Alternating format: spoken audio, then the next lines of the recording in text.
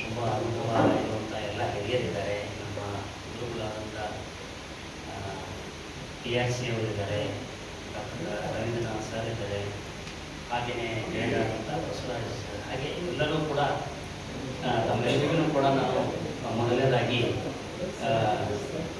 ಶರಣಾರ್ಥಿಗಳನ್ನು ಸಲ್ಲಿಸಲಿಕ್ಕೆ ಬಯಸ್ತಾ ಇದ್ದೀನಿ. ಈ ವಿಷಯದ ಕುರಿತಾದಂತೆ ನನಗೆ ಆ್ಯಕ್ಚುಲಿ ಸ್ವಲ್ಪ ಅಲ್ಪ ಸಮಯದಲ್ಲಿ ಇದನ್ನು ಈ ಬಗ್ಗೆ ಮಾತಾಡಬೇಕು ಅಂತನ್ನುವಂಥ ಒಂದು ವಿಷಯ ಗೊತ್ತಾಯಿತು.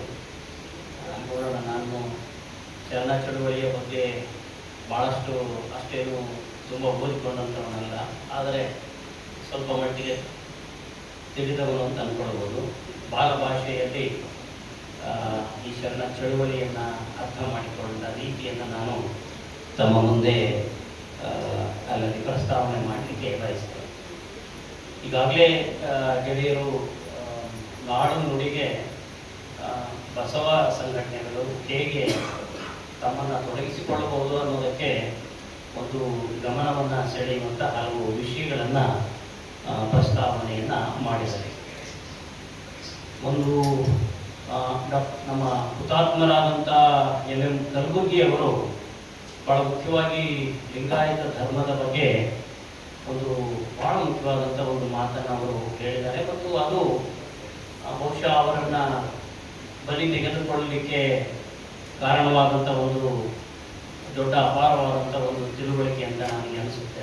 ಏನಂದರೆ, ಕರ್ನಾಟಕ ರಾಜ್ಯದಲ್ಲಿ ಯಾವುದಾದ್ರೂ ಒಂದು ನೇಟಿವ್ ರಿಲಿಜನ್ ಅಂತಂದೇಳಿದರೆ, ಅದು ಈ ನೆಲಮೂಲದ ಒಂದು ಧರ್ಮ ಅಂತಂದೇಳಿದರೆ ಅದು ಕೇವಲ ಲಿಂಗಾಯತ ಧರ್ಮ ಮತ್ತು ಶರಣ ಚಳುವಳಿ. ಸೊ ಆ ಕಾರಣದಲ್ಲಿ ಒಂದು ನೆಲದ ಜೊತೆಯಲ್ಲಿ ಈ ಕನ್ನಡ ನಾಡಿನ ಸಾಹಿತ್ಯ, ಸಂಸ್ಕೃತಿ ಮತ್ತು ಬದುಕಿನ ಜೊತೆಯಲ್ಲಿ ಬಹಳಷ್ಟು ಒಂದು ಹಾಸುಹೊಕ್ಕಾದಂಥ ಅವಿನಾವ ಭಾವವಾದಂತಹ ಒಂದು ನೆಲೆಯನ್ನು ಹೊಂದಿರುವಂಥದ್ದು ಲಿಂಗಾಯತ ಧರ್ಮ ಅಂತ ಅನ್ನುವಂಥದ್ದು. ಧರ್ಮ ಅಂತ ನಂದಾಗ, ಮತಧರ್ಮಗಳು ಅಂತ ನಂದಾಗ ಪರಲೋಕವನ್ನು ತೋರಿಸೋದೇ ಭಾಳ ಹೆಚ್ಚು. ಅದರಲ್ಲಿ ಇಹಲೋಕದ ಬಗ್ಗೆ ಮಾತಾಡೋದು ಕಡಿಮೆ. ಇಹಲೋಕದ ಸಂಕಟಗಳಿಗೆ ನಿಮಗೆ ಪರಿಹಾರ ಎಲ್ಲಿದೆ ಅಂತಂದೇಳಿದ್ರೆ ಅದು ಪರಲೋಕದಲ್ಲಿದೆ ಅಂತಂದೇಳಿ ಮೇಲ್ಗಡೆಯಲ್ಲಿ ತೋರಿಸ್ತಾರೆ. ಹೀಗಾಗಿ ಕೆಲವು ಸಲ ಹಿಮಾಲಯನ ಹತ್ತಿಸ್ತಾರೆ, ಕೆಲವು ಸಲ ಅಯೋಧ್ಯೆಗೆ ಹತ್ತಿಸ್ತಾರೆ. ಆ ರೀತಿಯಲ್ಲಿ ಇರ್ತದೆ. ಅದರಿಂದನೇ ಭಕ್ತಿ ಎಂಬುದು ತೋರುಂಬ ಲಾಭ ಅಂತಂದೇಳಿ ಒಂದೇ ಮಾತಿನಲ್ಲಿ ಆ ಒಂದು ಮತಧರ್ಮಗಳು ಜೀವನ ವಿಮುಖಿಯಾಗಿ ಮತ್ತು ಜನತೆಯನ್ನ ಯಾಮಾರಿಸುವ ರೀತಿಯಲ್ಲಿ ಅವು ರೂಪಿತಗೊಂಡಂತಹ ಮತ್ತು ಕಾರ್ಯ ಎಸಗುವ ಒಂದು ವಿಷಯಕ್ಕೆ ಅದು ಒಂದು ತೋರುಂಬ ಲಾಭವೇ ಆಗಿರ್ತದೆ ಅನ್ನುವಂಥದ್ದು. ಸೊ ಹಾಗಾಗಿ ಒಂದು ಹಾಗೆ ಹೇಳುವಾಗಲೂ ಕೂಡ ನಮ್ಮ ಶರಣ ಚಳುವಳಿ ಧರ್ಮ, ಲಿಂಗಾಯತ ಧರ್ಮ ಬಹಳ ಮುಖ್ಯವಾಗಿ ಅದರ ತಳಹದಿ ಇರುವಂಥದ್ದು, ಅದಕ್ಕೊಂದು ಚಳುವಳಿಯ ಸ್ವರೂಪ ಇದೆ ಅಂತ ಅನ್ನುವಂಥದ್ದು. ಒಂದು ಚಳುವಳಿ ಇದೆ, ಒಂದು ಲಿಂಗಾಯತ ಧರ್ಮ ಅನ್ನೋಂಥದ್ದು ಚಳುವಳಿ ಅಂತ ಅನ್ನುವಾಗ ಅದಕ್ಕೊಂದು ಆಂದೋಲನದ ಒಂದು ಸ್ವರೂಪ ಸಿಕ್ಕಾಗ ಅದು ನಿರಂತರವಾಗಿ ಬದಲಾವಣೆಯನ್ನ ಆಗ್ತಾನೆ ಹೋಗ್ಬೇಕಾಗ್ತದೆ. ಯಾವುದು ಒಂದು ಸ್ಥಗಿತತೆಯನ್ನು ಹೊಂದಿರ್ತದೆ, ಇದೇ ಅಂತಿಮ ಸತ್ಯ ಅಂತಂದೇಳಿ ಭಾವಿಸ್ತದೆ, ಅದು ಯಾವ ಧರ್ಮವೇ ಆಗಿರಲಿ, ಯಾವುದೇ ರಾಜಕೀಯವಾಗಿರಲಿ, ಯಾವುದೇ ಒಂದು ಸಾಮಾಜಿಕ ಚಿಂತನೆಗಳೇ ಆಗಿರಲಿ, ಅಲ್ಲಿಗೆ ಅವು ಸತ್ತು ಹೋಗ್ತದೆ. ನಿರಂತರವಾದಂಥ ರೀತಿಯಲ್ಲಿ ಅದು ಬದಲಾವಣೆಯನ್ನ ಹೊಂದುತ್ತಾನೆ ಹೋಗ್ಬೇಕಾಗ್ತದೆ. ಅದು ಪ್ರತಿಯೊಂದು ಅದು ಜಗದ ನಿಯಮದ ಅದೊಂದು ಸತ್ಯ. ಅದನ್ನ ಯಾವಾಗಲೂ ಕೂಡ ಪ್ರತಿಯೊಂದು ಕೂಡ ತನ್ನನ್ನು ತಾನು ಆ ಕಾಲದ ಸಂದರ್ಭಕ್ಕೆ ಅನುಗುಣವಾದಂಥ ರೀತಿಯಲ್ಲಿ ಅದು ಬೆಳವಣಿಗೆಯನ್ನು ಹೊಂದುತ್ತಾ ಹೋಗಬೇಕು, ಅದು ಬದಲಾವಣೆಯನ್ನು ಹೊಂದುತ್ತಾ ಹೋಗಬೇಕು. ಹಾಗಾದಾಗ ಮಾತ್ರವೇ ಅದು ಉಳಿಲಿಕ್ಕೆ ಸಾಧ್ಯ ಇದೆ. ಆ ಒಂದು ಹಿನ್ನೆಲೆಯಲ್ಲಿ ಶರಣ ಧರ್ಮ ಅನ್ನುವಂಥದ್ದು ಏನಿದೆ, ಲಿಂಗಾಯತ ಧರ್ಮ, ಇದು ಒಂದು ನಿರಂತರ ಚಲನಶೀಲತೆಯನ್ನ ಅಂತರ್ಗತವಾಗಿಟ್ಟುಕೊಂಡಿರುವಂತಹ ಒಂದು ಧರ್ಮವಾಗಿರ್ತದೆ. ಹಾಗಾಗಿ ನಮಗೆ ಇವತ್ತಿನ ವರ್ತಮಾನದ ಒಳಗಡೆಯಲ್ಲಿ ನಾವು 12ನೇ ಶತಮಾನದ ಶರಣರ ಚಿಂತನೆಗಳನ್ನ, ಅವರ ಯೋಚನೆಗಳನ್ನ, ಅದರ ಎಲ್ಲವನ್ನೂ ಕೂಡ ನಾವು ಅಂಗೀಕರಿಸಿಕೊಳ್ತಾ ಇರುವಾಗಲೂ ಕೂಡ ಈ ವರ್ತಮಾನಕ್ಕೆ ಅದನ್ನ ಹೇಗೆ ಹೊಂದಿಸಿಕೊಳ್ತೀವಿ ನಾವು ಅನ್ನೋದು ಕೂಡ ಅದು ಬಹುದೊಡ್ಡದಾದಂತ ಒಂದು ಸವಾಲು ಅಂತಂದೇನೆ. ಯಾಕೆಂದ್ರೆ 12ನೇ ಶತಮಾನದ ಶರಣರ ಚಿಂತನೆಗಳು, ಆ ಒಂದು ವಚನಗಳಾಗಿರಲಿ, ಆ ವಿಷಯಗಳನ್ನ ನಾವು ಇವತ್ತಿಗೂ ನೋಡಿದರೆ, ಓದಿದರೆ ಅದು ಎಷ್ಟು ಫ್ರೆಶ್ ಆಗಿರ್ತದೆ ಅಂದ್ರೆ ಅಷ್ಟು ತುಂಬಾ ತಾಜಾತನದಿಂದ ಇರ್ತದೆ. ಏನೋ ಈಗಲೇ ಹೇಳಿದ್ದಾರೆ ಏನೋ ಅಂತ ಅನ್ನುವಂಥ ರೀತಿಯಲ್ಲಿ ಅದಕ್ಕೊಂದು ಲವಲವಿಕೆ ಇದೆ ಭಾಷೆಗೆ, ಆ ಸಂದೇಶಕ್ಕೆ ಒಂದು ಅರ್ಥ ಇದೆ. ಅದು ಎಷ್ಟು ತುಂಬನೇ ನಮಗೆ ಕೆಲವು ಸಲ ಓದುವಾಗ ಎಂತ ಅದ್ಭುತವಾದಂತಹ ಚಿಂತನೆಯನ್ನ 12ನೇ ಶತಮಾನ, ಯಾಕಂದ್ರೆ ಇವತ್ತು ನಾವು 21ನೇ ಶತಮಾನದಲ್ಲಿದ್ದೀವಿ. ಸಮಾಜ ಬಹಳ ಬೆಳೆದಿದೆ. ನಾವು ಸಣ್ಣ ಸಣ್ಣ ದ್ವೀಪಗಳ ತರದಲ್ಲಿ ಇದ್ದಂಥವರುಗಳು ಇವತ್ತಿನ ದಿವಸ ಒಂದು ವಿಶಾಲವಾದಂತಹ ವಿಶ್ವದ ಜೊತೆಯಲ್ಲಿ ನಮ್ಮ ಒಡನಾಟವನ್ನ ನಾವು ಇಟ್ಕೊಂಡಿದ್ದೇವೆ, ನಡೀತಾ ಇದೆ. ಆದರೆ ಆ ಭಾಷೆ, ಆ ಶರಣ ಚಳುವಳಿಯ ವಚನಗಳ ಆ ಭಾಷೆ, ಅದರ ಭಾವನೆ, ಅಲ್ಲಿ ಬರುವ ಕಲ್ಪನೆ, ಇದು ಹೇಗೆ ಇಷ್ಟೊಂದು ಸತ್ವಯುತವಾಗಿದ್ದಾವೆ ಅಂತ ಹೇಳಿ. ಯಾಕೆಂದ್ರೆ ಅವತ್ತು ವಚನಕಾರರುಗಳು ತಮಗೆ ಗೊತ್ತಿರುವಂತ ವಿಷಯನೇ, ಅವರೇನು ಬಹಳ ಮೇಧಾವಿ, ಯಾವುದೋ ಒಂದು ಯೂನಿವರ್ಸಿಟಿಗಳಲ್ಲಿ ವಿಶೇಷ ಟ್ರೈನಿಂಗ್ ತಗೊಂಡು ಅಥವಾ ಈ ವೇದ ಪಾಠಶಾಲೆಗಳಲ್ಲಿ ಬೆಳಗ್ಗೆ 3 ಗಂಟೆಗೆ 2 ಗಂಟೆಗೆ ಎಬ್ಬಿಸಿ ಓರ್ವಡಿಸಿ ಲೋಕಜ್ಞಾನವನ್ನ ದೀಕ್ಷೆ ಕೊಟ್ಟಂತ ರೀತಿಯಲ್ಲಿ, ಅಥವಾ ಯಾವುದೋ ಮರದ ಕೆಳಗೆ ಕೂತ್ಕೊಂಡು ಜಡಿಗಿರನೆ ಅವರಿಗೆ ಜ್ಞಾನ ಬಂದು ತಲೆ ಒಳಗಡೆ ಡಂಪ್ ಆದಂತ ರೀತಿಯ ಯಾರೂ ಅಲ್ಲ ಅವರೆಲ್ಲರೂ ಕೂಡ ಕಾಯಕ ಜೀವಿಗಳವರೆಲ್ಲ, ಶ್ರಮಜೀವಿಗಳವರು, ದುಡಿತಾ ಇದ್ದಂಥವರು. ಆ ದುಡಿತಾ ಇದ್ದಂಥವರುಗಳ ಚಿಂತನೆಗಳು ಅದು ಎಷ್ಟು, ಅದು ನಿಜವಾಗ್ಲೂ ಕೂಡ ವಂಡರ್ಫುಲ್. ಅದನ್ನ ನಾವು ಊಹೆ ಮಾಡಿಕೊಳ್ಳೋದಕ್ಕೆ ಸಾಧ್ಯ ಇಲ್ಲ. ಯಾವ ರೀತಿಯಲ್ಲಿ ಆ ಸೈದ್ಧಾಂತಿಕತೆಯನ್ನ ಅವರು ರೂಪಿಸಿದರು. ಇವನ ಅನುಭವ ಮಂಟಪದ ಒಳಗಡೆಯಲ್ಲಿ ನಡೀತಾ ಇದ್ದಂತ ಚರ್ಚೆಗಳ ಕೆಲವು ಇವುಗಳನ್ನ ನೋಡಿದ್ರು ಕೂಡ ನಡಿಗೆ ಹೋಗ್ಬೇಕು. ಆ ರೀತಿಯ ಅತ್ಯಂತ ಪ್ರೌಢಿಮೆಯ ಆಳವಾದಂತ ವಿಷಯಗಳನ್ನ ಒಂದು ಸವಾಲಿನ ರೀತಿಯಲ್ಲಿ ಬರ್ತಾ ಇತ್ತು ಅನ್ನೋದು, ಅರಿವನ್ನ ಹೆಚ್ಚು ಮಾಡಿಕೊಳ್ಳೋದು ಬಹಳ ಮುಖ್ಯವಾದಂಥದ್ದು. ನಮ್ಮ ಈ ಶರಣ ಚಳವಳಿಯಲ್ಲಿ ಮೂಲ ಇರುವಂಥದ್ದು ಅರಿವು. ಆ ಅರಿವಿನ ಬಗ್ಗೆನೇ ಚನ್ನಬಸವಣ್ಣ ಹೇಳುವಂಥದ್ದು 3 ರೀತಿಯಲ್ಲಿ ಹೇಳ್ತಾರೆ ಅವರು. ಪ್ರಶ್ನಿಸುವ ಅರಿವು ಒಂದು ಅಂತ ಅನ್ನುವಂಥದ್ದು, ಎರಡನೇದಾಗಿ ಅನುಮಾನಿಸುವ ಅರಿವು ಅನ್ನುವಂಥದ್ದು ಎರಡನೇದು, ತಿದ್ದಿಕೊಳ್ಳುವ ಅರಿವು. ಎಷ್ಟು ಅದ್ಭುತವಾಗಿದೆ ನೋಡಿ. ಒಂದು, ಪ್ರಶ್ನಿಸಬೇಕಲ್ಲ, ಪ್ರಶ್ನೆ ಮಾಡೋದಕ್ಕೆ ಎದೆಗಾರಿಕೆನೂ ಇರಬೇಕಾಗ್ತದೆ. ಅದು ಫಿಲಾಸಫಿಯ ಬಹಳ ಮುಖ್ಯವಾದಂತ ಒಂದು ಅಂತಸತ್ವಾದ ಒಂದು ತತ್ವದ ಬಹಳ ಮುಖ್ಯವಾದಂತದ್ದು ಪ್ರಶ್ನಿಸುವುದು. ಪ್ರಶ್ನಿಸದೆ ಹೋದರೆ ಹೊಸತನವನ್ನ ಪಡ್ಕೊಳ್ಳೋದಕ್ಕೆ ಆಗೋದಿಲ್ಲ, ತಿಳುವಳಿಕೆ ಪಡ್ಕೊಳ್ಳೋಕೆ ಆಗೋದಿಲ್ಲ.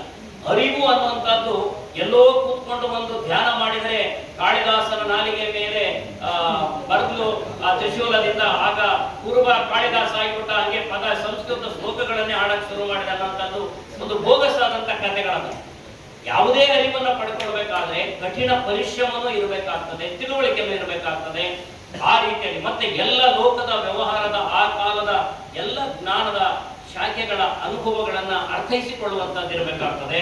ಹಾಗಾಗಿಯೇ ಪ್ರಶ್ನಿಸುವುದು ಕೂಡ ಒಂದು ಅರಿವನ್ನು ಹೆಚ್ಚಿಸುತ್ತದೆ ಅಂತ ಅನ್ನುವಂಥದ್ದು. ಹಾಗೇನೆ ಅನುಮಾನಿಸುವ ಒಂದು ಪ್ರವೃತ್ತಿ. ಪ್ರಶ್ನೆ ಹುಟ್ಟಬೇಕಾದ್ರೆ ನಾವು ಅನುಮಾನಿಸಬೇಕು.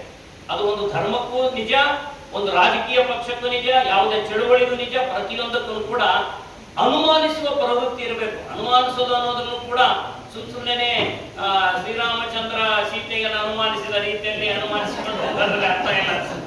ಅನುಮಾನಿಸೋದಕ್ಕೂ ಕೂಡ ಒಂದು ಅರ್ಥವಂತಿಕೆ ಇರಬೇಕು ಅಂತನ್ನುವಂಥದ್ದು ಅದು ಬಹಳ ಮುಖ್ಯ. ಆ ಅನುಮಾನಿಸುವುದು ಕೂಡ, ಅನುಮಾನ ಮಾಡಬೇಕಾದ್ರೂ ಕೂಡ ಅದಕ್ಕೆ ನಮ್ಮಲ್ಲಿ ಒಂದು ತಿಳುವಳಿಕೆ ಸ್ಟಫ್ ಬೇಕಾಗ್ತದೆ. ಸುಮ್ಮನೆ ಅನುಮಾನ ಮಾಡಿಕೊಂಡ್ರೆ ಏನಾಗಲ್ಲ, ಏನನ್ನು ಅನುಮಾನಿಸ್ಬೇಕನ್ನೋದು ಕೂಡ ಅದನ್ನು ಕೂಡ ಬೇಕಾಗ್ತದೆ ಅನ್ನುವಂಥದ್ದು. ತಿದ್ದಿಕೊಳ್ಳುವ ಅರಿವು ಇದು ನೋಡಿ. ಕ್ರಿಟಿಸಿಸಮ್, ಸೆಲ್ಫ್ ಕ್ರಿಟಿಸಿಸಮ್ ಅಂತ ಹೇಳಿ ಇವತ್ತು ನಾವು ಫಿಲಾಸಫಿಯಲ್ಲಿ ಕರೀತೇವೆ. ಒಬ್ಬರು ಯಾರೇ ಬೆಳಿಬೇಕಾದ್ರೆ ನಾವು ಸ್ವಯಂ ವಿಮರ್ಶೆಯನ್ನು ಮಾಡಿಕೊಳ್ಬೇಕು, ವಿಮರ್ಶೆಯನ್ನು ಮಾಡುವಂತ ಗುಣ ಇರಬೇಕು. ಅಂದ್ರೆ ಅರ್ಥ ಏನು? ತಿದ್ದಿಕೊಳ್ಳುವಂತ ಗುಣ, ಆ ವಿನಯವಂತಿಕೆ ಅನ್ನುವಂಥದ್ದು ಯಾವತ್ತೂ ಕೂಡ ಇರಬೇಕು ಅನ್ನೋಂಥದ್ದು ಚನ್ನಬಸವಣ್ಣ ಅವರು ಇದನ್ನ ಹೇಳ್ತಾರೆ ಅಂತ ಅನ್ನುವಂಥದ್ದು. ಇದು ನಾನು ಯಾಕೆ ಹೇಳ್ತಾ ಇದ್ದೀನಿ ಅಂದ್ರೆ, ಇವತ್ತು ನಾವು ನಾಡು ನುಡಿಯ ಬಗ್ಗೆ, ಸಾಮಾಜಿಕವಾದಂತಹ ವಿಷಯಗಳ ಬಗ್ಗೆ ಹೇಗೆ ನಮ್ಮನ್ನು ನಾವು ಕನೆಕ್ಟ್ ಮಾಡಿಕೊಳ್ಬೇಕು ಅಂತ ಅನ್ನುವಂಥದ್ದು ಒಂದು ಬಹಳ ಗಹನವಾದಂತ ಒಂದು ವರ್ತಮಾನದ ಸವಾಲಿನ ಪ್ರಶ್ನೆಯನ್ನು ನಾವಿಲ್ಲಿ ಚರ್ಚೆ ಮಾಡುವಾಗ, ಈ ಚಳುವಳಿ, ಶರಣ ಚಳುವಳಿ ಅನ್ನುವಂಥದ್ದೇ ಅದು ಕಾಯಕ ಜೀವಿಗಳ ಒಂದು ಆಧಾರಿತವಾದಂತ ಚಳುವಳಿ. ಹಾಗೆಯೇ ಇದು ಯಾವತ್ತೂ ಕೂಡ ಸಮಾಜ ಮುಖಿಯಾಗಿರುವಂತ ಚಳುವಳಿ ಇದೆ. ಸಮಾಜದ ಒಳಗಡೆಯಲ್ಲಿ ಅವರು ಎಲ್ಲವನ್ನೂ ಕೂಡ ಮಾಡಿದರು. ಅವರೇನು ಪವಾಡಗಳನ್ನ ಎಲ್ಲೋ ಮಾಡಿಬಿಟ್ಟು ಇದು ಮಾಡಿದ್ದಲ್ಲ.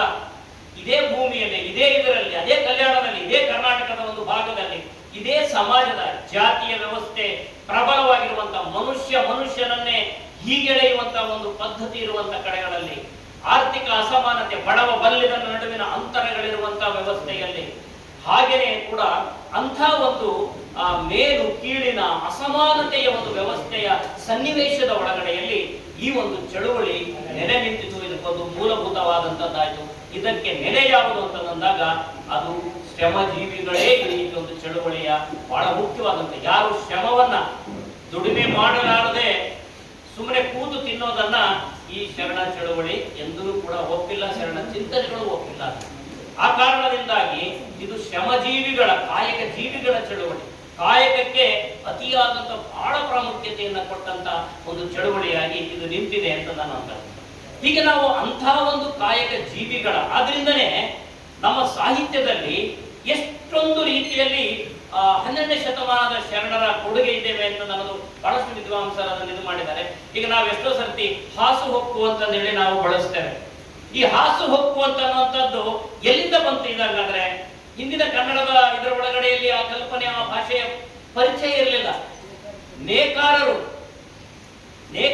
ಈ ಚಳವಳಿಯಲ್ಲಿ ಭಾಗವಹಿಸಿದಾಗ ಅಲ್ಲಿ ಬಂದಂತಹ ವಚನದ ಒಳಗಡೆಯಲ್ಲಿ, ಭಾಷೆಯ ಒಳಗಡೆಯಲ್ಲಿ ಹಾಸು ಮತ್ತು ಹೊಕ್ಕು ಇವೆರಡು ಅಲ್ಲಿ ಬಂತದನ್ನ. ಕಾಯಕದ ಆಧಾರಿತವಾದಂತಹ ಭಾಷೆಯೊಂದು ಬೆಳೆಯಿತು, ಕಾಯಕದ ಆಧಾರಿತ ಸಂಸ್ಕೃತಿಯೊಂದು ಅಲ್ಲಿ ರೂಪುಗೊಳ್ಳುವಂಥದ್ದನ್ನ ನಾವಿಲ್ಲಿ ಗಮನಿಸಬಹುದು. ಹಾಗೇನೆ ಕೂಡ ಈ ಸುತ್ತಿಗೆ ಅನ್ನುವಂಥದ್ದನ್ನು ಬಳಸ್ತಾರೆ. ಜ್ಞಾನವನ್ನ ಪಡ್ಕೊಳ್ಬೇಕಾದ್ರೆ, ಆಮೇಲೆ ನಮ್ಮ ಅಜ್ಞಾನವನ್ನ ಇದು ಮಾಡಬೇಕಾದ್ರೆ ಉಳಿಯ ಕಲ್ಪನೆಯನ್ನ ಬಳಸ್ತಾರೆ, ಸುತ್ತಿಗೆಯನ್ನ ಬಳಸ್ತಾರೆ. ಹೀಗಾಗಿ ಈ ಯಾವುದೇ ಒಂದು ಸಾಮಾಜಿಕ ಚಿಂತನೆ ಗಟ್ಟಿಯಾಗಿ ನಿಲ್ಲಬೇಕಾದ್ರೆ, ಇವತ್ತಿಗೂ ಯಾಕೆ ಅದು ಅಷ್ಟು ಗಟ್ಟಿಯಾಗಿ ನಿಂತಿದೆ ಅಂತಂದಾಗ ಅದು ಶ್ರಮ ಸಂಸ್ಕೃತಿಯ ಆಧಾರಿತವಾದಂತಹ ಒಂದು ಸಾಂಸ್ಕೃತಿಕವಾದಂತಹ, ಸಾಮಾಜಿಕವಾದಂತಹ, ಒಂದು ಆರ್ಥಿಕ ಮುಖವನ್ನ ಹೊಂದಿದಂತಹ ಒಂದು ದೊಡ್ಡ ಚಳುವಳಿ ಇದಾಗಿದೆ ಅಂತ ನನ್ನಂತದ್ದನ್ನ ನಾವು ನೋಡಬೇಕಾಗ್ತದೆ. ಹಾಗಾಗಿ ನಮಗೆ ಈ ಮುಂದಿನ ದಿನಗಳಲ್ಲಿ, ಇವತ್ತಿನ ದಿವಸ ನಾವು ಹೇಗೆ ಸಮಾಜದ ಒಳಗಡೆಯಲ್ಲಿ ಬಸವ ಸಂಘಟನೆಗಳು ಹೇಗೆ ಅದನ್ನ ತೊಡಗಿಸಿಕೊಳ್ಬಹುದು ಅಂತ ಅನ್ನುವಂಥದ್ದನ್ನ ಯೋಚನೆ ಮಾಡುವಾಗ ವರ್ತಮಾನದ ಸವಾಲುಗಳನ್ನ ನೋಡಬೇಕು. ಒಂದು ಮಾತು ಇಲ್ಲಿ ರಷ್ಯಾ ದೇಶದ ಒಬ್ಬ ಪ್ರಸಿದ್ಧ ಕಾದಂಬರಿಕಾರ ನಿಕೋಲಾಯ್ ಅಸ್ಟ್ರೋಸ್ಕಿ ಅವರು ಹೇಳುವ ಒಂದು ಮಾತನ್ನ ನಾನು ಹೇಳಿ ಮುಂದಕ್ಕೆ ಹೋಗ್ತೇನೆ. ಅವ್ರು ಏನ್ ಹೇಳ್ತಾರೆ ಅಂದ್ರೆ, ಯಾರು ಈ ಸಮಾಜದ ಒಳಿತಿಗಾಗಿ ಶ್ರಮಿಸುವುದಿಲ್ಲವೋ, ಈ ಸಮಾಜದ ಕೆಡುಕುಗಳನ್ನ ಬದಲಾಯಿಸ್ತೇನೆ ಅಂತಂದೇಳಿ ಯಾರು ಶ್ರಮಿಸೋದಿಲ್ಲವೋ ಅಂತವರು ತಮ್ಮ ಒಂದು ಶ್ರೇಯಸ್ಸಿಗಾಗಿ ಹೋರಾಡಿ ಯಶಸ್ವಿ ಆಗಲಾರರು ಅಂತದನ್ನ ಹೇಳ್ತಾರೆ. ಅದನ್ನೇ ಅಂದ್ರೆ ನಾವು ವ್ಯಕ್ತಿಗಳು ನಿಜ, ಆದರೆ ವ್ಯಕ್ತಿ ಮಾತ್ರವೇ ಅಲ್ಲ, ಈ ಸಮಾಜದ ಜೊತೆಯಲ್ಲಿ ನಾವು ಸಮಾಜದ ಒಂದು ಭಾಗವೇ ಆಗಿದ್ದೀವಿ. ನಾವು ಸಮಾಜವನ್ನ ಬಿಟ್ಟು ನಾವು ಯೋಚನೆ ಮಾಡೋದಕ್ಕೆ ಸಾಧ್ಯವಿಲ್ಲ. ಯಾಕೆಂದ್ರೆ ಇವತ್ತು ಎಷ್ಟು ಆ ಮೌಲ್ಯಗಳು ಎಷ್ಟು ಅಪಮೌಲ್ಯಗಳಾಗಿದ್ದಾವೆ ಅಂತಂದ್ರೆ, ಎಲ್ಲರೂ ಸ್ವಾರ್ಥ ಕೇಂದ್ರಿತವಾಗಿ ಯೋಚನೆ ಮಾಡುವಂತದ್ದಾಗಿದೆ. ಹಣವೇ ಪ್ರಧಾನವಾದಂತಹ ಮೌಲ್ಯಗಳು ಇವತ್ತು ಬಂದಿದ್ದಾವೆ. ದುಡ್ಡಿಗಾಗಿ ಏನ್ ಬೇಕಾದ್ರೂ ಮಾಡಬಹುದು ಅಂತಂದ್ರೆ, ದುಡ್ಡಿದ್ದಂತವರ ಅಂತಸ್ತಿನ ಆಧಾರದ ಒಳಗಡೆಯಲ್ಲಿ ಮಾನವ ಸಂಬಂಧಗಳನ್ನ ನಾವು ಬೆಸೆಕೊಳ್ಳೋದಕ್ಕೆ ನಾವು ನೋಡ್ತೇವೆ. ಎಮ್ಮವರು ಬೆಸಗೊಂಡರೆ ಶಿವವೆನಿರಯ್ಯ ಅಂತಂದ್ರು, ಅಥವಾ ಇವನಾರವ ಅಂತ ಅನ್ಬಾರದು ಅಂತಂದ್ರು. ಆದ್ರೆ ನಮ್ಮ ಒಳಗಡೆಯಲ್ಲಿ ಈ ವ್ಯವಸ್ಥೆ ರೂಪಿಸಿದ ಮೌಲ್ಯಗಳಿಂದವೆ ಮನುಷ್ಯರ ನಡುವಿನಲ್ಲಿನೇ ತಾರತಮ್ಯಗಳನ್ನು ಹುಟ್ಟಿಸುವಂತಹ ಒಂದು ವ್ಯವಸ್ಥೆ ಇದೆ ಅಂತ ಅನ್ನುವಂಥದ್ದು. ಆ ತಾರತಮ್ಯಗಳು ಅದು ಹಣದಿಂದ ಬರ್ಬೋದು, ಆಸ್ತಿ ಅಂತಸ್ತಿನಿಂದ ಬರ್ಬೋದು, ಅಧಿಕಾರದಿಂದ ಬರ್ಬೋದು, ಅಥವಾ ಇನ್ನ ಬೇರೆ ಬೇರೆ ರೂಪಗಳಲ್ಲಿ ಬರ್ಬೋದು. ಹಾಗಾಗಿ ನಮಗೆ ಇವೆಲ್ಲವನ್ನೂ ಕೂಡ ಹೊರತುಪಡಿಸಿದಂತ ನಾವು ನಿಜ ಮನುಷ್ಯರ ನಡುವಿನಲ್ಲಿ ನಾವು ಇದ್ದೇವೆ, ನಾವು ಅವರಿಗಾಗಿ ನಾವು ಶ್ರಮಿಸಬೇಕು ಅಂತ ಅನ್ನುವಂಥ ಸಾಮಾಜಿಕ ಬದ್ಧತೆ ನಮ್ಮ ಎಂಥ ಸಂಘಟನೆಗಳಿಗೂ ಕೂಡ ಅವಶ್ಯಕತೆ ಇದೆ ಅಂತಂದೇಳಿ. ಈಗ ವರ್ತಮಾನದ ಪ್ರಶ್ನೆಯನ್ನ ನಾವು ನೋಡೋಣ. ಈಗ ಒಂದು ಲಿಂಗಾಯತ ಸಮುದಾಯ ಇದೆ, ನಾವು ಅದೇ ರೀತಿಯಲ್ಲಿ ಬೇರೆ ಬೇರೆ ಧರ್ಮಗಳು ಅನೇಕ ಇದ್ದಾವೆ. ಎಲ್ಲರನ್ನು ಕೂಡ ಇವತ್ತು ಕೂಡಿ ಬಾಳುವ ಒಂದು ಇದಕ್ಕೆ ನಾವೆಲ್ಲರನ್ನು ಕೂಡ ಅನಿವಾರ್ಯವಾಗಿ ನಾವೆಲ್ಲರೂ ಕೂಡಿ ಬಾಳ್ತಾ ಇದ್ದೇವೆ, ಬೆಳೀತಾ ಇದ್ದೇವೆ. ಆದ್ರಿಂದ ಪ್ರತಿಯೊಂದು ಜಾತಿ ಧರ್ಮಗಳ ನಡುವೆ ಆ ಇಂಟರಾಕ್ಷನ್ ಏರ್ಪಟ್ರೆ, ಅಂತರ್ ಸಂಬಂಧಗಳ ಆ ಸಂವಾದಗಳು ಸಾಧ್ಯವಾದ್ರೆ ಪ್ರತಿಯೊಂದು ಸಮುದಾಯಗಳು ಕೂಡ ಬೆಳಲಿಕ್ಕೆ ಸಾಧ್ಯ ಇದೆ. ಇಲ್ಲದೆ ಇದ್ರೆ ನಮ್ಮದೇ ಆದಂತಹ ಒಂದು ಇದನ್ನ, ಈ ಉದಾಹರಣೆ ಹೇಳ್ತೀನಿ, ಬ್ರಾಹ್ಮಣರುಗಳು ತುಂಬಾ ಅವರು ಆರ್ಥೋಡಾಕ್ಸ್ ಅಲ್ವಾ, ಸಂಪ್ರದಾಯವಾದಿಗಳು ತಮ್ಮ ಇದನ್ನ ತಮ್ಮ ರೇಸ್ ಅನ್ನುವಂಥದ್ದು, ತಮ್ಮ ರಕ್ತ ಅನ್ನೋದು ಬಹಳ ಪವಿತ್ರ ಅಂತ ಹೇಳುತ್ತಾರೆ. ಅವರು ಬ್ರಾಹ್ಮಣರ ಸಂಘ ಒಂದು ರೆಸಲ್ಯೂಷನ್ ಪಾಸ್ ಮಾಡಿದ್ರು. ಏನಂದ್ರೆ, ನಾವು ನಮ್ಮ ಜಾತಿಯ ಹುಡುಗಿಯರುಗಳನ್ನೇ ಮದುವೆ ಆಗಲಿಕ್ಕೆ ಹುಡುಗಿಯರುಗಳು ಸಿಗ್ತಾ ಇಲ್ಲ, ಮತ್ತೆ ಒಂದೇ ರೀತಿಯಲ್ಲಿ ಒಂದೇ ಒಂದು ರಕ್ತ ಸಂಬಂಧಗಳಲ್ಲಿ ಇದ್ದು ಮೆಂಟಲ್ ಡಿಸಾರ್ಡರ್ಗಳು ಇಂಥವ್ರುಗಳು ಹುಟ್ಟುವಂಥದ್ದು ಜಾಸ್ತಿ ಆಗಿದೆ, ದಿಗಿಲು ಬಿದ್ದಿದ್ದಾರೆ. ಅವರೊಂದು ರೆಸಲ್ಯೂಷನ್ ಪಾಸ್ ಮಾಡಿದ್ದಾರೆ, ನಾವು ಬೇರೆ ಜಾತಿಯ ಇವರುಗಳಾದ್ರೂ ಆದೀತು, ಲಿಂಗಾಯತರಾದ್ರೆ ಬೆಟರ್ ಅಂತ ಹೇಳಿ ಅವ್ರ ಮನಸ್ಸಿನಲ್ಲಿ ಮಾಡ್ತಾ ಹೋಗ್ತಾ ಇರುವಂತದ್ದಿದೆ. ಸೊ ಹಾಗಾಗಿ ನಮಗೆ ಈಗ ಆ ರೀತಿ ಅಂತರ್ ಸಂಬಂಧಗಳನ್ನ ಎಲ್ಲರ ಜೊತೆಯಲ್ಲಿ ಬೆರೆಯುವಂತದ್ದು ಅವಶ್ಯಕತೆ ಇದೆ ಅಂತ ಅನ್ನುವಂಥದ್ದು. ಮತ್ತೆ ಬಹುತೇಕವಾಗಿ ಇವತ್ತು ನೋಡಿ, ಲಿಂಗಾಯತರಿಗೆ ಯಾರು ಇವರು? ಹಾಗಾದ್ರೆ ನಾವು ಲಿಂಗಾಯತರು ಒಂದು ಧರ್ಮವಾಗಿ, ನಾವು ಒಂದು ವಿಚಾರವಾಗಿ, ಒಂದು ಆಚರಣೆ ಇದನ್ನಾಗಿ ಒಂದು ನೋಡುವಂತದ್ದು ಒಂದು ಭಾಗ. ಮೂಲದ ಒಳಗಡೆಯಲ್ಲಿ ಬದುಕಿನ ನೆಲೆ ಯಾವುದು ಲಿಂಗಾಯತಗಳಿಗೆ? ಐತಿಹಾಸಿಕವಾಗಿ ಅವರ ಬೆಳವಣಿಗೆಯನ್ನ, ಆ ಸಮುದಾಯದ ಬೆಳವಣಿಗೆಯನ್ನ ನಾವು ನೋಡ್ತಾ ಬಂದಾಗ ಅನೇಕ ಜಾತಿಗಳ ನಡುವಿನಲ್ಲಿದ್ದಂಥವರು ಈ ಶರಣ ತತ್ವವನ್ನು ಒಪ್ಪಿಕೊಂಡು ಅವರು ಮತಾಂತರವಾಗಿ ಇಲ್ಲಿ ಬಂದಿದ್ದಾರೆ. ಯಾರನ್ನು ಕೂಡ ಯಾವತ್ತೂ ಕೂಡ ನಾವೇ ಪ್ಯೂರ್ ಅಂತ ಅನ್ಕೊಳಕ್ ಸಾಧ್ಯವೇ ಇಲ್ಲ. ಅದನ್ನ ಹಂಗೆ ನೋಡಿಕೊಂಡ್ರೆ ನಾವು ಆದಿಮಾನವ ಕಾಲಕ್ಕೆ ಹೋಗ್ಬೇಕಾದಿತ್ತು, ಆಮೇಲೆ ಅಲ್ಲಿ ವಾಸ ಮಾಡಬೇಕು, ಅಲ್ಲಿನೇ ವಿಚಾರಗಳನ್ನು ಕೊಡಬೇಕು. ಎಲ್ಲರೂ ಕೂಡ ಅದನ್ನ ನಾವು ಬೆಳೀತಾ ಬಂದಿದೀವಿ. ನಮ್ಮ DNA ಗಳನ್ನ ಟೆಸ್ಟ್ ಮಾಡಿದ್ರೆ ಇವತ್ತು ನಾವೆಲ್ಲ ನಮ್ಮ ಪೂರ್ವಜರು ಆಫ್ರಿಕಾದ ಯಾವುದೋ ಒಂದು ಇದರಲ್ಲಿ ಸಿಕ್ಕಬಹುದು ಅಂತಂದು ಅನಿಸುತ್ತೆ. ಸೊ ಹಾಗಾಗಿ ಇವತ್ತು ಈ ರೀತಿಯಲ್ಲಿ ನಮಗೆ ಇಷ್ಟೊಂದು ಒಂದು ಅಂತರ್ ಸಂಬಂಧ, ಒಂದು ಬೆಳವಣಿಗೆಗಳನ್ನ ಇರುವಾಗ ನಾವು ನಮ್ಮ ರೈತರು ಅಂದ್ರೆ ಪ್ರಧಾನವಾಗಿ ಲಿಂಗಾಯತರ ಒಂದು ಕಾಂಪೋನೆಂಟ್ ಏನು ಅಂತ ಹೇಳಿದ್ರೆ ರೈತರು, ಕೃಷಿ ಪ್ರಧಾನವಾದಂತಹ ಒಂದು ಸಮುದಾಯಗಳಾಗಿದ್ದಂಥವರುಗಳು ನಾವು ಈ ಕಡೆ ಬಂದಿದ್ದೀವಿ. ಇವತ್ತಿಗೂ ಕೂಡ ಬಹಳ ದೊಡ್ಡ ಪ್ರಮಾಣದಲ್ಲಿ ಕೃಷಿಯನ್ನ ಮಾಡುವಂತಹ ಒಂದು ಜನವೇ ಲಿಂಗಾಯತ ಧರ್ಮಕ್ಕೆ ಬಹಳ ಒಂದು ಅಡಿಪಾಯ ಅಂತ ಅನ್ನುವಂಥದ್ದು. ಮತ್ತೆ ಎಷ್ಟೋ ಮಠಗಳನ್ನು ಕೂಡ ಇವತ್ತು ಅದರ ನೆಲೆಯ ಮೇಲಿನಲ್ಲಿನೇ ಬೆಳೆದಿರುವಂಥದ್ದು. ಹಾಗೆ ನೋಡಿದ್ರೆ ಅನೇಕ ಮಠಗಳು ವಿದ್ಯಾಭ್ಯಾಸವನ್ನ ಕೊಡೋದ್ರಲ್ಲಿ ಒಂದು ನಮ್ಮ ಈ ಲಿಂಗಾಯತ ಮಠಗಳು ಅಷ್ಟು ಒಂದು ದೊಡ್ಡ ಕಾಣಿಕೆಯನ್ನ ಕೊಡದೇ ಇದ್ರೆ ಈ ಸಮುದಾಯದ ಒಳಗಡೆಯಲ್ಲಿ ವಿದ್ಯಾಭ್ಯಾಸದ ಬೆಳಕು ಕಾಣಲಾರದನೆ ಹೋಗುವಂತದ್ದಿರ್ತಿತ್ತು. ಮತ್ತೆ ಅದೇ ಹಳೆ ವೈದಿಕ ಕಾಲದ ಇದರಲ್ಲಿ ನಾವು ಇದನ್ನೇನೋ ಅವರ ಚಾಕರಿಯನ್ನ ಮಾಡಿಕೊಂಡೇ ಇರಬೇಕಾದಂತ ಸ್ಥಿತಿ ಇರ್ತಿತ್ತು.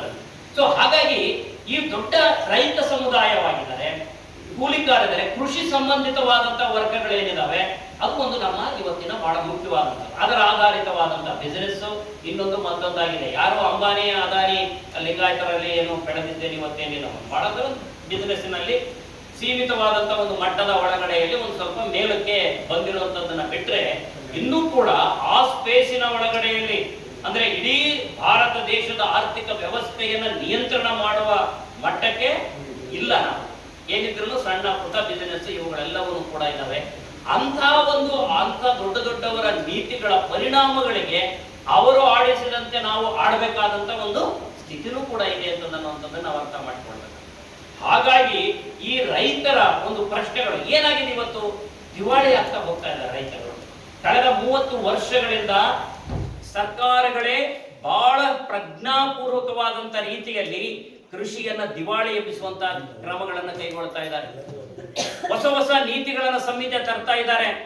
ಭೂಮಿ ಮಾರಿಕೊಂಡ್ರೆ ಸಾಕಪ್ಪ ಅಂತಂದೇಳಿ ಇವತ್ತು ರೈತರುಗಳು ಯಾರಾದ್ರೂ ಬರ್ತಾರೆ ನಮ್ಮ ಹಳ್ಳಿಗಳ ಕಡೆಗಳಲ್ಲಿ ನಾವು ಹೋದ್ರೆ ನಮ್ಮ ಹೊಲಗಳನ್ನ ಯಾರಾದ್ರೂ ತಗೊಳ್ತಾರೆ ಅನ್ನೋ ಕೇಳಪ್ಪ ಅಂತ ಅಂತಾರೆ. ಯಾಕೆಂದ್ರೆ ಕೃಷಿ ಮಾಡೋದೇ ಇವತ್ತಿನ ದಿವಸ ಲಾಸ್ ಅಂತ ಹೋಗಿದೆ. ಕೂಲಿಕಾರರಾಗಿದ್ದಾರೆ, ಇಲ್ಲ ಬೇರೆ ಕಡೆಗೆ ವಲಸೆ ಹೋಗ್ತಾ ಇದ್ದಾರೆ. ಈ ಪ್ರಶ್ನೆಗಳು ಬಂದಾಗ ಒಂದು ರೈತರ ಬದುಕನ್ನ ಉಳಿಸಿಕೊಳ್ಳುವಂತ ಒಂದು ಹೋರಾಟ ಆದಾಗ ಇಲ್ಲೇ ಕುಡ್ತಿ ಒಳಗಡೆಯಲ್ಲಿ 1020 ದಿವಸಗಳ 1320 ದಿವಸಗಳ ಕಾಲ ನಿರಂತರ ಧರಣಿ ನಡೀತದೆ. ನಾನು ಅಲ್ಲೆಲ್ಲ ಹಳ್ಳಿಗಳಲ್ಲಿ ಹೋದಾಗ ಬಹುತೇಕ ಎಲ್ಲ ಲಿಂಗಾಯತರ ರೈತರುಗಳೇ ಭೂಮಿಯನ್ನ ಕೈಗಾರಿಕೆಗೆ ಅಂತಂದು ಕಳ್ಕೊಂಡು 16 ವರ್ಷ ಏನೂ ಸಿಕ್ಲಾರ್ದಾನೆ ಅವರು ಬಾಯಿ ಪಟ್ಕೊಂಡು ಹಂಗೆ ಕೂತ್ಕೊಂಡಿದ್ದಾರೆ. ಮಗನಿಗೆ ಉದ್ಯೋಗ ಕೊಡ್ತೀನಿ ಅಂದ್ರೆ ಅದು ಸಿಗಲಿಲ್ಲ. ಅಂತ ಚಳುವಳಿಗಳು ನೇರವಾದಂತ ಪರಿಣಾಮವನ್ನ ಬೀರ್ತವೆ ಅಂತ ಅನ್ನುವಂಥದ್ದು. ಹಾಗೇನೆ ಅದು ಜನದ ಪ್ರಶ್ನೆ, ಇನ್ನ ಯಾವುದೇ ಒಂದು ಸಾಮಾಜಿಕ ಇಂಥ ಅನೇಕ ಪ್ರಶ್ನೆಗಳ ಜೊತೆಯಲ್ಲಿ ಒಂದು ಸಂಬಂಧಗಳನ್ನ ಇಟ್ಕೊಳ್ಬೇಕು ಅಂತ ಒಂದು ಕಡೆಯಲ್ಲಿ ಸಮುದಾಯವಾದ ಸಂಘಟನೆಯಾಗಿ ಆ ಸಮುದಾಯದ ನಡುವಿನಲ್ಲಿ ಪ್ರಗತಿಯನ್ನು ಸಾಧಿಸಲಿಕ್ಕೆ ಮಾಡಬೇಕಾದಂತ ಕೆಲಸ ಕಾರ್ಯಗಳಲ್ಲಿ ನಮ್ಮನ್ನು ನಾವು ಸಮರ್ಪಿಸಿಕೊಳ್ಳುವುದರ ಜೊತೆಗೆ ಸಾಮಾಜಿಕವಾದಂತಹ ಪ್ರಶ್ನೆ ಇದೆ, ಜಾತಿ ದೌರ್ಜನ್ಯಗಳು ನಡೀತವೆ. ಅದೇ ರೀತಿಯಲ್ಲಿ ಲಿಂಗ ತಾರತಮ್ಯ ಬಹಳ ದೊಡ್ಡ ರೀತಿಯಲ್ಲಿ ಇವತ್ತು ಕಾಣ್ತಾ ಇದೆ. ಅಂಧಶ್ರದ್ಧೆ ಇದೆ. ವಿದ್ಯಾಭ್ಯಾಸದ ಶಿಕ್ಷಣ ಕ್ಷೇತ್ರದ ಬಹಳ ದೊಡ್ಡ ಇವುಗಳಿದಾವೆ. ಪರಿಸರ ಮಾಲಿನ್ಯ ಬಹಳ ದೊಡ್ಡ ರೀತಿಯಲ್ಲಿ ನಡೀತಾ ಇದೆ. ಹೀಗೆ ಇಂಥ ಅನೇಕ ಎಲ್ಲ ಪ್ರಶ್ನೆಗಳ ಜೊತೆಯಲ್ಲಿ ಒಂದು ಸಂಬಂಧಗಳನ್ನು ಇಟ್ಟುಕೊಳ್ತಾ ಅದೇ ರೀತಿಯಲ್ಲಿ ಶರಣ ತತ್ವವನ್ನ ವಿಸ್ತರಿಸ್ತಾ ಕಾಯಕ ಜೀವಿಗಳ ನಿಜ ಚಳುವಳಿಯಾಗಿ ಅದು ನಾವು ಬೆಳೀತಾ ಹೋದರೆ ಈ ಸಮಾಜದಲ್ಲಿರುವ ಅಸಮಾನತೆ ಅನ್ಯಾಯಗಳನ್ನು ಬದಲಾಯಿಸಿ ಸಮಾನತೆಯ ಒಂದು ಸಮಾಜವನ್ನು ಕಟ್ಟುವ ಆ ಆಶಯಕ್ಕೆ ಎಲ್ಲರೂ ಬದ್ಧರಾಗಿ ಕೆಲಸ ಮಾಡಬೇಕು ಅಂತ ಅನ್ನುವಂಥದ್ದೇ ಈ ಒಂದು ಸಂದರ್ಭದ ಒಂದು ಆಶಯ ಅಂತ ಹೇಳಿ ಅನಿಸಿ ನನ್ನ ಮಾತುಗಳನ್ನು ಮುಗಿಸ್ತೇನೆ.